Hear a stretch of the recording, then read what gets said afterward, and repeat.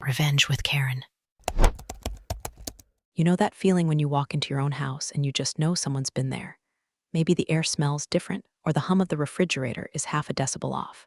That was me and Rig 14. She wasn't a house, though. She was a 50-ton, rust-bitten, deep-pressure beast sitting in the middle of the Oklahoma panhandle, sucking prehistoric sludge out of the Earth's guts. And she was moody. It was 0300. The kind of dark that feels heavy, like a wet wool blanket draped over the plains. The graveyard shift crew was in the doghouse, drinking coffee that tasted like battery acid and regret. I was out on the catwalk, specifically near the secondary pressure manifold on the north face. The monitors in the command shack, high-tech garbage that cost more than my first 3 cars combined, were reading all green. Optimal flow, they said. Stable PSI, they lied. I didn't need a screen. I needed my boots. I could feel a vibration in the grating under my feet. It wasn't the rhythmic thump-hiss-thump of the main pumps. It was a stutter, a microscopic tremor, like a shiver running down a horse's flank before it bucks. I laid a hand on the cold steel of the intake pipe. It was vibrating at a frequency that shouldn't exist if the valves were seated correctly. "You're lying to me, 14, I whispered. I didn't smoke, never saw the point in paying to ruin my lungs when the fumes out here did it for free. But in moments like this, I understood the urge to light something on fire. I pulled my wrench. Not the shiny, ergonomic crap the new guys buy, but a 20-year-old piece of iron stained with the sweat of 1,000 shifts. I bypassed the sensor array, which was currently hallucinating that everything was fine, and manually cracked the check valve casing. Hiss. Not a big one, just a snake's breath. But it was there. A hairline fracture in the seal, leaking vaporized hydraulic fluid. If I'd left it another 6 hours, the morning pressure spike would have turned that hairline into a crater, and we'd be scrubbing hydraulic fluid off the jagged remains of the support struts. And probably scrubbing parts of the crew off the struts, too. I tightened the secondary lock, diverted the flow to the B-line, and felt the vibration smooth out. The rig settled. She stopped shivering. I patted the pipe. Good girl. Hey, look, before I get into how I dismantled a multi-million-dollar ego with nothing but silence, do me a small favor. If you're into stories about blue-collar revenge and corporate stupidity blowing up in real time, hit subscribe button. It helps the algorithm know you like watching Rome burn. Thanks. Now, back to the grease. I walked back into the command shack, wiping grease on a rag that was already 90% grease. Readings are green, June, the night super, Miller mumbled without looking up from his Sudoku. Miller was a good guy, but he trusted computers the way a toddler trusts a parent. Blindly. Sensor 4 is blind, I said, pouring myself a cup of the battery acid coffee. Had a microfracture on the manifold. I diverted to B-line. Need to order a new seal kit for the A-line before the morning shift starts. Miller finally looked up, blinking. The board didn't throw an alarm. The board is an idiot, I said flatly. The board doesn't feel the floor shake. This was the job. I'd been on Rig 14 for 21 years. I started when I was 24, green as summer grass, getting hazed by guys who thought a woman on a rig was bad luck. I outlasted them. I outlasted the guys who replaced them, outlasted 3 different ownership groups. I knew the pressure codes of this station better than I knew my own social security number. I had a calibration layer in the software, a custom set of offsets I'd programmed over a decade that compensated for the fact that Rig 14 was old.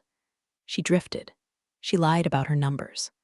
My code translated her lies into truth, so the automated safety systems didn't have a panic attack every 10 minutes. It was a delicate ecosystem, a balance of brute force and intuition. Then the phone rang, not the rig phone, my personal cell. It was the owner, Big Daddy Warbucks himself, a man who visited the site once a year to take a photo in a pristine hard hat and then left before the dust could settle on his Lexus. "June," he said. His voice was too loud, too cheerful, the kind of cheer that usually precedes a severance package. Great news. Implementing that succession plan we talked about. My stomach dropped. We hadn't really talked about it. He had mentioned it, and I had ignored it because it was stupid. Succession? I asked, looking out the window at the sunrise bleeding red across the horizon. Yeah, my boy Connor. He just finished his master's in petroleum engineering. Top of his class. He's coming down today. I want you to show him the ropes. He's going to be taking over as site director. Site director? That was my job in everything but title and pay grade. Connor, I repeated. I remembered Connor. I'd seen his Instagram once. He was an influencer who posted videos of himself doing push-ups on yachts. Does Connor know the difference between a gate valve and a gloved hand? Haha, June, you're always a riot. He's got the degree, June. He understands the theory of extraction better than anyone. He's going to modernize the operation. Some new energy. Energy explodes out here, sir, I said, my voice dropping an octave. We don't want energy, we want boredom. Boredom means we're safe. Look, June, the cheerfulness evaporated, replaced by the steel of a man who signs checks. He lands at 0900. Train him or pack your shit. We need to move into the future. You've been great, but well, you're a bit analog in a digital world. I looked at the monitor, currently reading all green only because I had manually adjusted the flow 10 minutes ago. Analog. Right, understood, I said. I hung up. The sun was fully up now, illuminating the scars and rust spots on the rig. It looked tired. I felt tired. Trouble? Miller asked, sensing the shift in atmospheric pressure in the room. The circus is coming to town, Miller, I said, tossing the rag into the bin, and they're bringing the head clown. I didn't know it yet. That sunrise was the last peaceful one Rig 14 would ever see. The digital world was coming, and it had no idea that the only thing keeping the analog world from blowing it to hell was a middle-aged woman and her secret code. The helicopter touched down at 0900 sharp, kicking up a tornado of red Oklahoma dust. It was a shiny new Bell 407, looking like a plastic toy against the gritty backdrop of the oil fields. Out stepped Big Daddy, looking like he always did, expensive suit, cowboy boots that had never touched manure. And then there was Connor. Lord, give me strength. Connor looked like he had walked out of a catalog for blue-collar cosplay. His coveralls were stiff and navy blue, creased from the packaging. His hard hat was so white it hurt to look at in the direct sun. He was wearing Oakleys and carrying a tablet in a ruggedized case that probably cost more than my truck. Walked with that swagger, that confident, hip-leading strut of a man who has never had to wonder if he's going to make rent. I stood on the landing pad, arms crossed, feeling the wind whip my hair. I didn't dress up. I was in my usual grease-stained gray coveralls, my name patch fraying at the edges. June, Big Daddy yelled over the rotor wash, clapping me on the shoulder. Meet the future. Connor lowered his sunglasses. He had soft eyes. Not kind eyes, soft. Kind of eyes that panicked when the Wi-Fi went down. Pleasure, June, Connor said, extending a hand. His grip was moist. Dad's told me you're quite the fixture here. Fixture, I repeated, like a light bulb or like a toilet. Connor chuckled, a hollow sound, like a legend.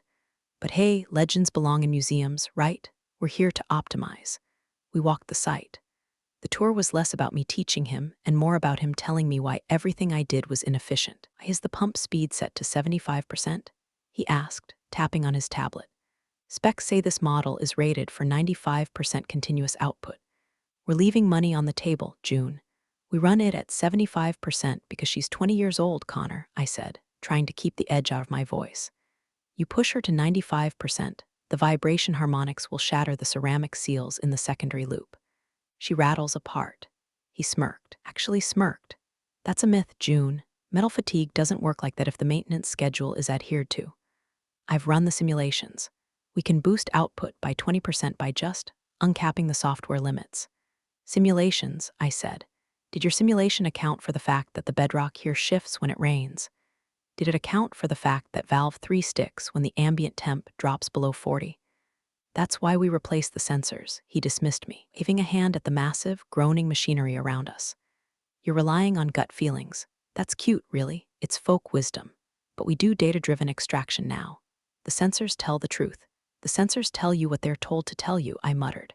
The breaking point came in the control room. The entire day shift was there. Guys I'd trained, guys I'd saved from injury, guys who bought me beers on birthdays.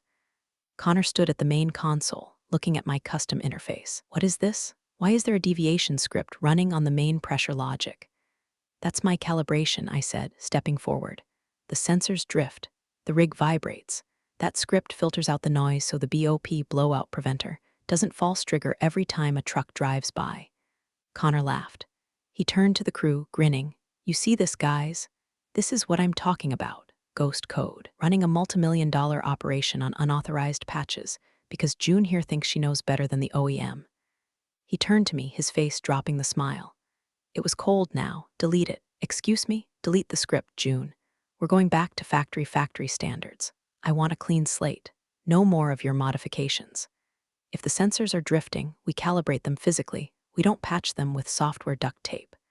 You delete that script, I said, my voice very quiet, and the system won't know how to interpret the pressure spikes.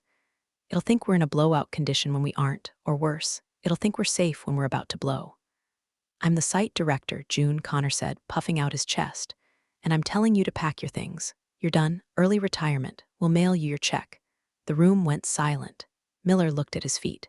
The other guys shifted uncomfortably. They knew. They knew I was the glue. They also knew who signed the checks.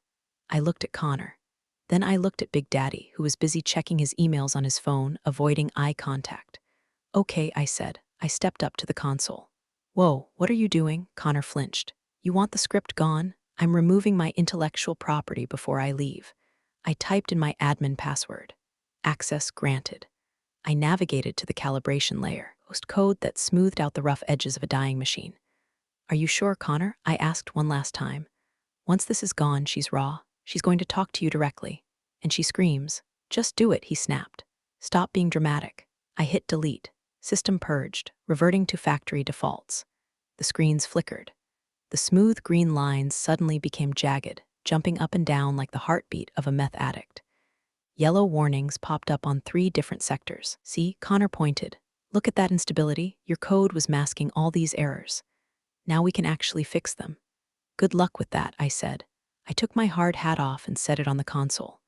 It was scratched, dented, and covered in stickers from safety seminars and supply companies. It looked like an artifact. She's all yours, Connor, I said.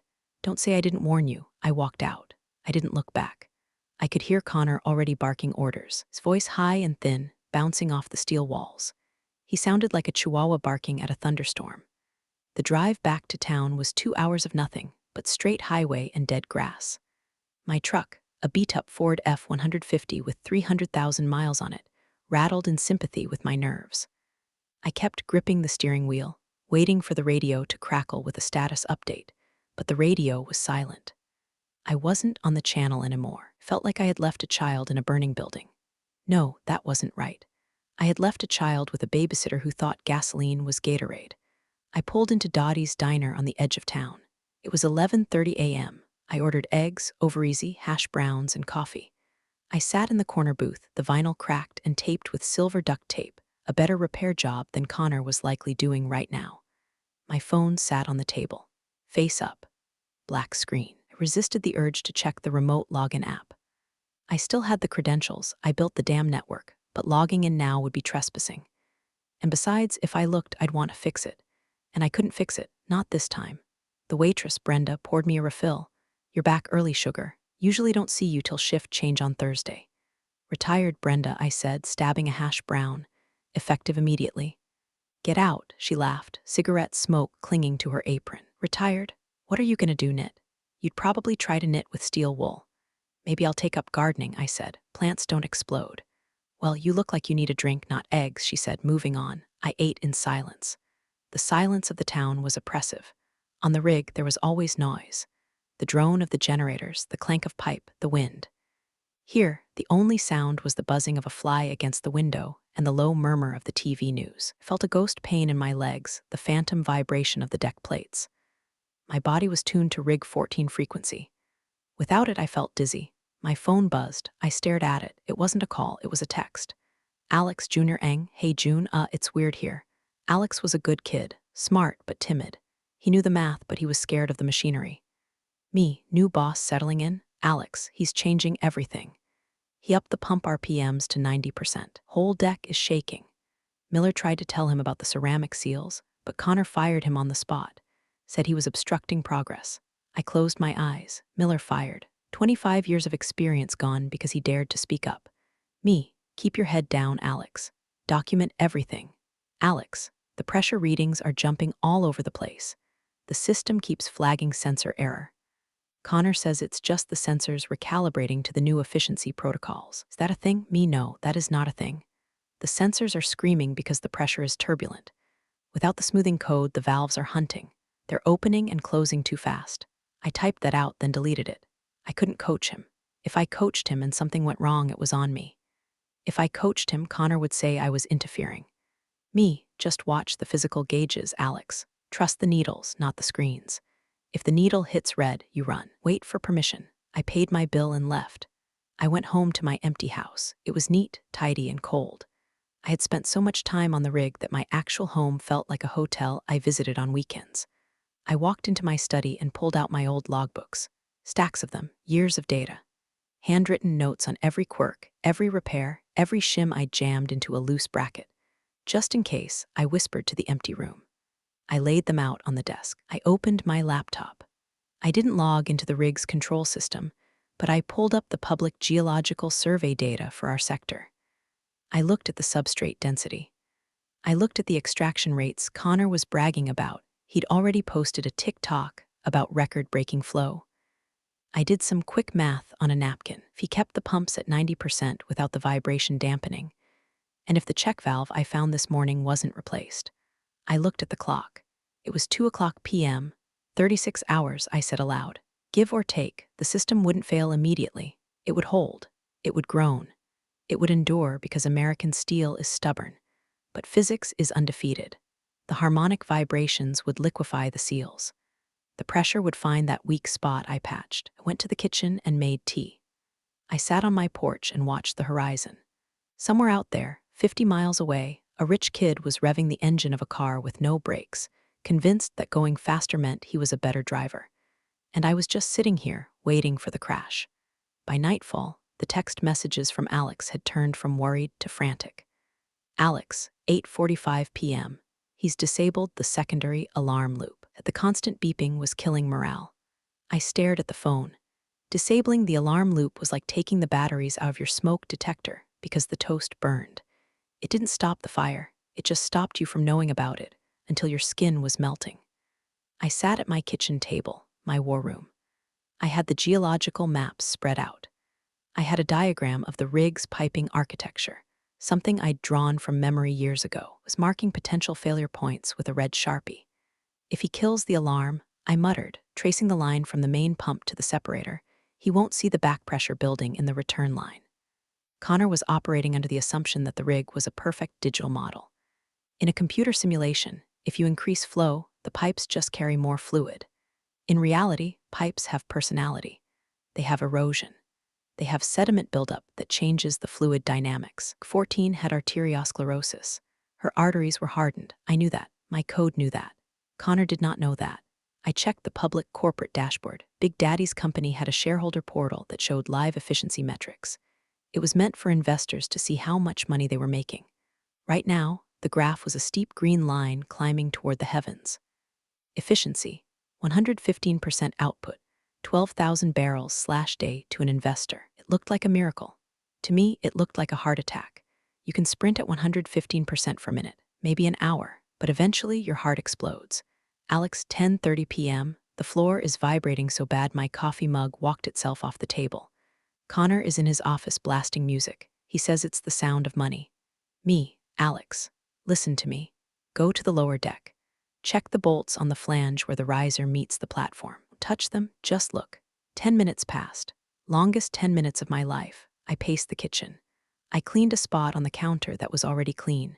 Alex, 10:42 p.m., they're shiny, like there's fresh metal showing around the heads, and there's a little pile of rust dust underneath them. My blood ran cold. The bolts were backing out. The vibration was unscrewing the rig from the ocean floor, inch by inch. Me, get out of there, Alex. Tell the crew to take a smoke break. A long one, by the lifeboats. Alex, I can't. He's watching the cameras. If we stop, he'll dock our pay. He already threatened the roughnecks. Connor wasn't just incompetent, he was tyrannical. He was using fear to suppress the very warning signs that could save his life. It's a classic dictator move. Shoot the messenger, and eventually you stop getting bad news.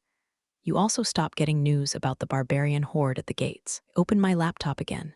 I hesitated. I could remote in. I could override his lockout. I could shut the pumps down from my kitchen. But if I did, what would happen? Connor would see the shutdown. He'd blame me for hacking and sabotage. He'd restart them. He wouldn't learn. He'd just fire Alex and anyone else he suspected of helping me. And the rig would still blow, only now I'd be in handcuffs for cyber terrorism. I had to let the numbers play out, but I couldn't let them die. Legacy drift, I whispered. That was the term we used for when the equipment drifted away from its original specs. But we were experiencing leadership drift. We had drifted so far from sanity that we were in international waters of stupidity. I poured a glass of whiskey.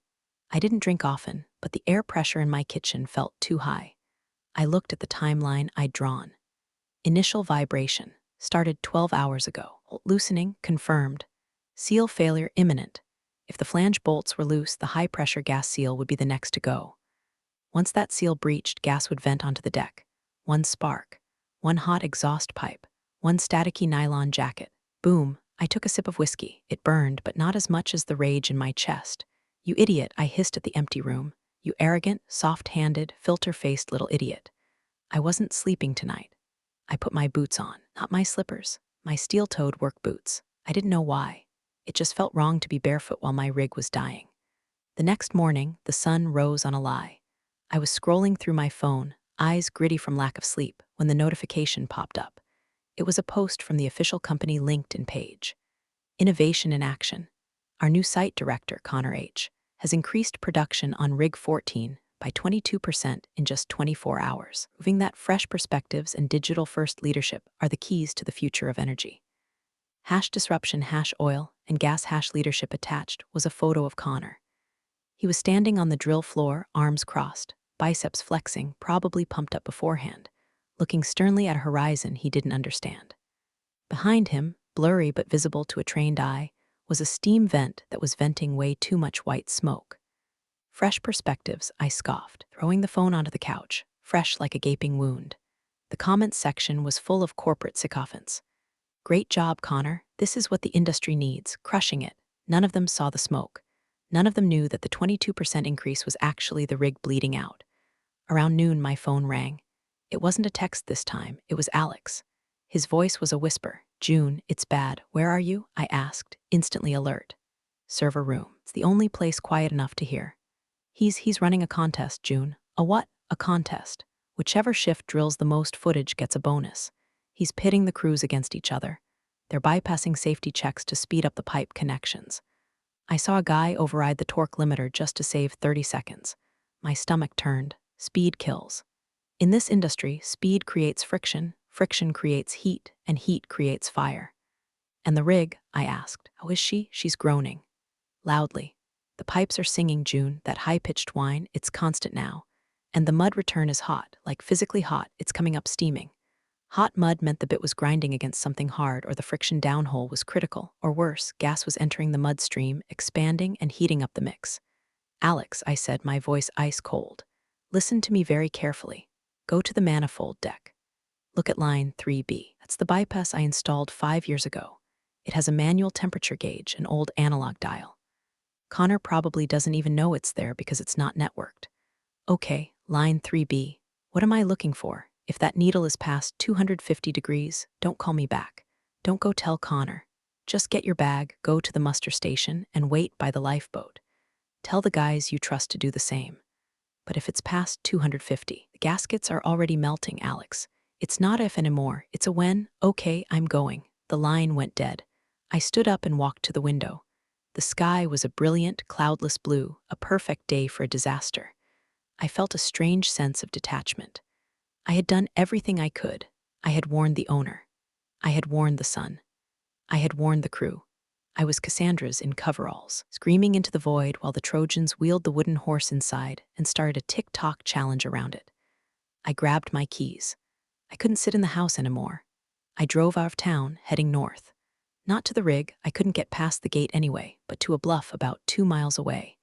It was a spot teenagers went to drink beer and hook up, but in the daylight, it offered a clear line of sight to Rig 14. I parked the truck and got out, had a pair of high-powered binoculars in the glove box.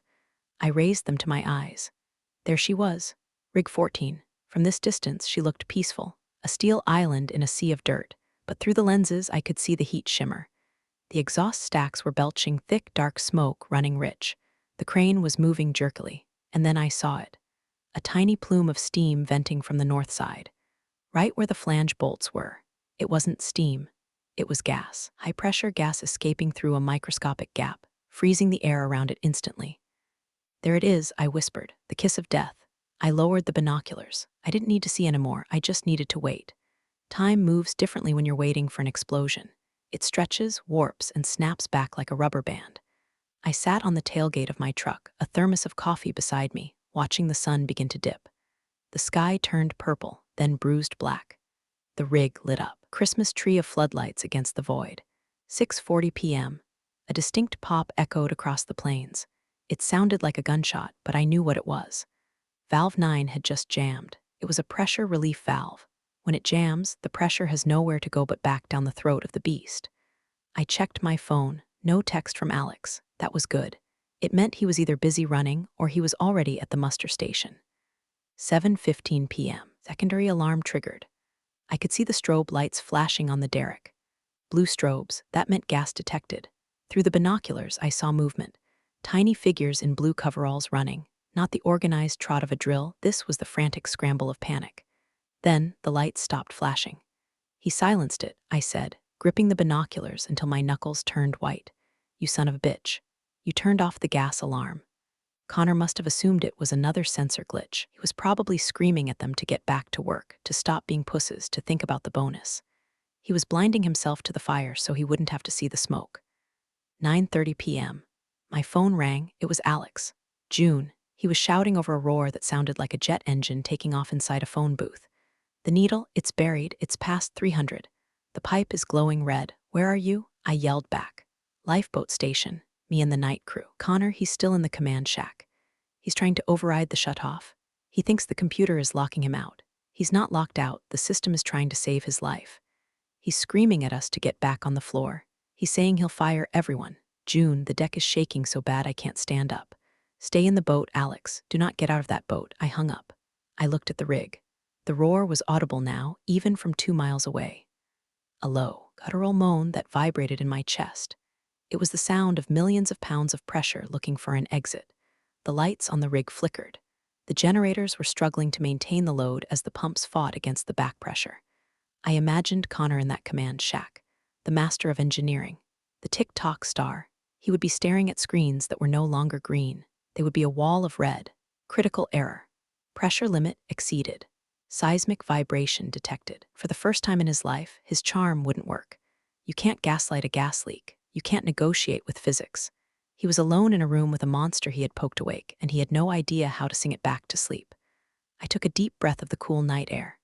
Come on, Connor, I whispered. Call me. You know you want to. Swallow that ego before it swallows you. I waited. The rig groaned. And then my phone rang. Caller ID, Rig 14 command. Let it ring twice. Not out of cruelty, but to compose myself. I needed to be the voice of God, not the voice of an ex-employee. I slid the bar to answer. Hello, June? Oh God, June. Connor sounded like a child. The bravado, the buzzwords, the arrogance, it was all gone, stripped away by the sound of twisting metal in the background. He was sobbing. High-pitched, hyperventilating gasps. Calm down, Connor, I said.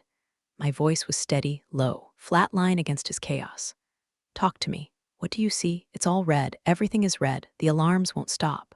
The floor buckled, June. I heard a bang and the floor just popped up. I tried to engage the emergency shutoff, but it's not responding. Why isn't it responding? Because you deleted the calibration layer, Connor, I said. The system thinks the sensors are lying, so it's ignoring your input. It thinks you are the glitch. Fix it, please. Put the code back. I'll give you anything, double your salary, triple it. Just make it stop. I looked at the rig through the windshield.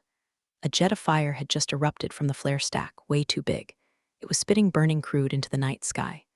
I can't fix it, Connor. That code takes hours to compile. You have minutes. No, don't say that. There has to be a bypass. You said you knew the codes. You told my dad only you knew the codes. I do, I said. But codes are for computers. You're past computers now. You're in mechanical failure. What do I do? Oh God, I don't want to die. June, please, I'm sorry. I'm so sorry. I didn't know. Hearing him beg was satisfying in a dark, twisted way. It shouldn't have been. I should be a better person. But hearing the man who called me analog and obsolete crying for his mommy, while my obsolete knowledge was the only thing standing between him and a closed casket, well, felt like justice. Connor, listen to me, I commanded. Stop typing. Step away from the console, but step away. Okay, I'm away. Is the pressure gauge on the main line pinned? Yes, it broke the glass. It's stuck at max. Okay. The blowout preventer, the BOP. It's your last line of defense. The shear rams. Do you know where the manual activation lever is? The what, of course, he didn't. He knew the digital icon. He didn't know the physical lever. Under the desk, I said, there's a red panel. Kick it open. I heard a thud, then a scramble. Okay, I see it. It's a big yellow handle. That's the shear ram. If you pull that, gigantic steel blades will cut through the drill pipe and seal the well. It will destroy the drill string. It will cost the company about $5 million in equipment damage instantly. And it will permanently cripple the well. I don't care about the money. I just want to get out. Then pull it, I said. With both hands, brace your feet, and yank it like you're trying to rip it out of the floor. And then you run, Connor. You don't look back. You run to the helipad. Is the pilot there? Yes, he's spinning up. Good, pull the lever. And Connor, what? He whimpered, pack up. My son runs the rig now? No one runs it. You killed it. I pull IT. I screamed. I heard a grunt, a metallic screech, and then a sound that was felt more than heard, a massive, earth-shaking thud that echoed through the phone. The shear rams slamming shut. The guillotine dropping. It stopped. The noise changed. That's the pressure being capped. It won't hold forever. The seal is damaged. Run. The line went dead. I dropped the phone on the seat and raised the binoculars again. On the rig, the change was instant. The deafening roar of the runaway pumps was replaced by a sharp, violent hissing. The shear rams had cut the pipe, severing the connection to the reservoir. The pressure that was already in the system had nowhere to go. Pipes burst. It was like watching a vascular system rupture. Along the derrick, high-pressure lines blew out, spraying drilling mud and hydraulic fluid everywhere. It looked like the rig was bleeding black blood. I saw a tiny figure sprint from the command shack toward the helipad. Connor. He was running so fast he tripped, scrambled on all fours, and kept going. Helicopter lifted off just as a secondary explosion blew out the windows of the command shack he had just vacated. Not a fire explosion, a pressure explosion.